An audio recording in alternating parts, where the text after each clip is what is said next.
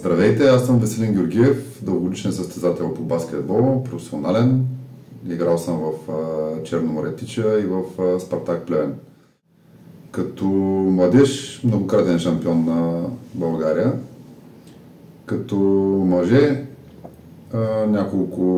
два финала за Купата на България, едно трето място.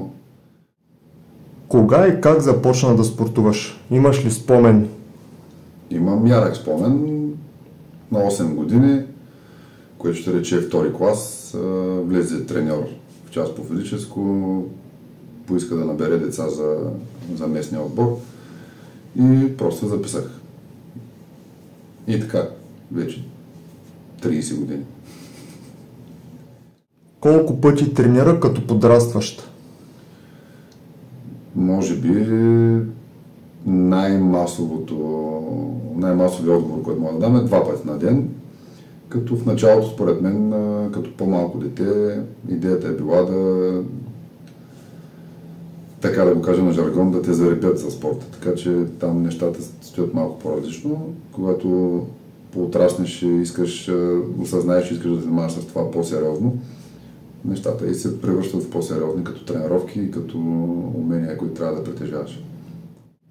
Кога ти предложиха да се включиш в професионалния баскетбол? Предложиха ми на 17 години за мъжки отбор на Черно море. Как си се справил с натиска и стреса в първите ти години в професионалния баскетбол?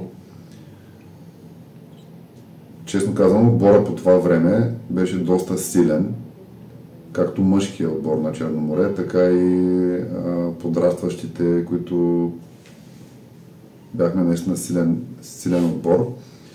И натиска не беше толкова голям, защото съумяхме да влезем 4-5 човека в мъжкия баскетбол и съответно едновременно или почти едновременно, което на един млад играч много му помага. Реално ти с съотборниците си продължаваш напред.